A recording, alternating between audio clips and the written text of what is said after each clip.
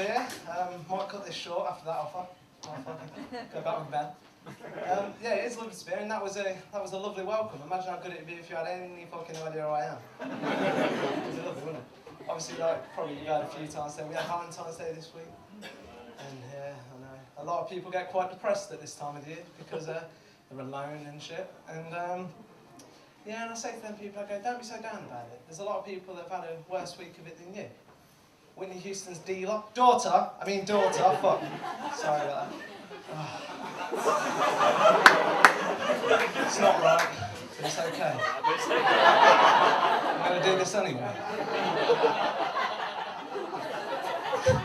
Some of you may or may not know what I mean by Freshers Week. For those of you that don't, it's basically the first week of the uni year, where the uni states to help students settle in and all that kind of lot. But it's not. It's actually a week where a group of companies and organisations take advantage of students' naivety and often stupidity.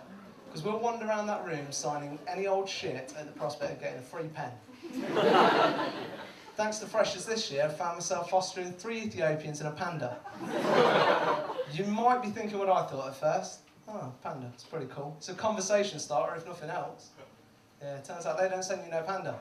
Instead, you shift money off once a month to a fictitious bear, in return sends you letters and pictures.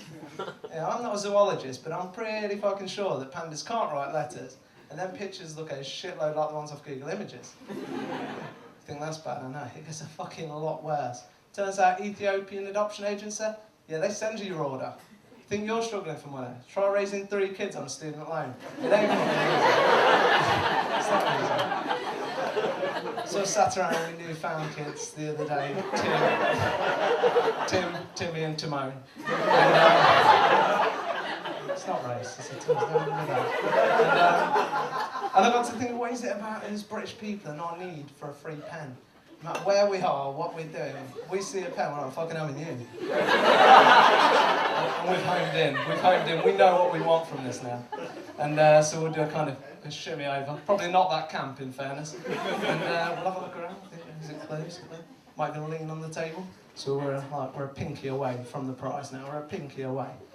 And then, bam, motherfucker, that's one for the glove box. You know what I mean? For them times when you forgot to get someone a card and you think, shit, better go garage. And then bust out your free pen to fill it in outside the house. So you know you care about family, innit?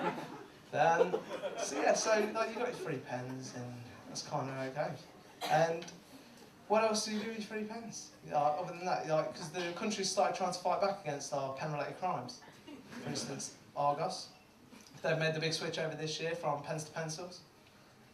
We were undeterred by how shit their pens were initially, and we still stole them by the million. They've not lost a single pencil in 6 months. So, yeah, well done, Argos, your profits are up, helps the economy, everyone's a winner.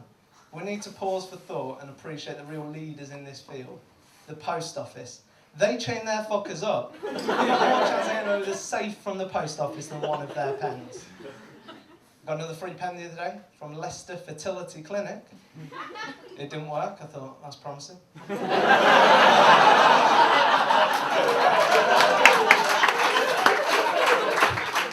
STDs, ain't they a fucker? Catch them from anyone, anywhere, well, usually during sex. And you might not even know you've got one. But what it really comes down to with STDs is you think political correctness says that we shouldn't say STI anymore. So why has it got to be STI and STD? Sorry, fuck that up.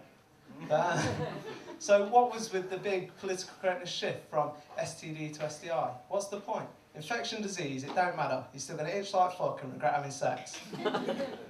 Now I'd like to slow the tempo down a little bit because I know that one went so fucking well. And I'd like to talk about a topic that's quite close to my heart, you see. See, my granddad, he's an alcoholic. And not a lot of people realise, but alcoholism it's a disease, and it slowly but surely takes your loved ones away. And you don't know how hard it is to sit there and watch as sip by sip they drink your inheritance away. Selfish fuckers. My granddad's search for drink knows no bounds. He lives near a cemetery, which is also it's convenient, like when you've got an alcoholic family member, because it's less distance to shift on when they eventually go. Yeah, so he lives near a cemetery. He's obviously retired. He's got a lot of time on his hands. And what would you do if you had a lot of time on your hands and you live near a cemetery? You'd attend a lot of funerals. And yes, he doesn't like to attend funerals of people he knows. He finds them too depressing. So he likes to turn up to strangers' funerals. Yeah. He stands at the back. He takes it all in. He's like, oh, let's have a look. Before hitching a lift to the wake, where he usually manages to scrounge some free beer and food. And then, after all that, he goes home and then he reviews it to the rest of the family in a kind of come die with me special. I was around his house the other day and all right, Grandad, you had a good day? He goes, all right, Rick. Don't worry about his throat, it's not cancer. We thought it might be, it's fine. All right, Rick. He's been checked, it's not getting morbid. All right, Rick. I goes, you had a good day, Grandad? He goes, yeah, it's been lovely. I goes, lovely, you've been to a funeral, I think you're missing the point. He goes, no, really well done. When I go, it's kind of down one. I went, oh, it's lovely, Grandad. Yeah. He goes, yeah. He goes, well, you see, the service, it was minimal but effective. Because the wake was wonderful. The spread at the wake, oh, it was fantastic. It weren't just any spread, it was an M&S spread. And I loved it. He goes, so based on that, I'm going to give it a 9. But then I remembered his coffin, some £50 plywood piece of shit. I thought, worms will be in there in a week, so I can't give him no more than a 4. That's my time. Thank you very much, ladies and gentlemen.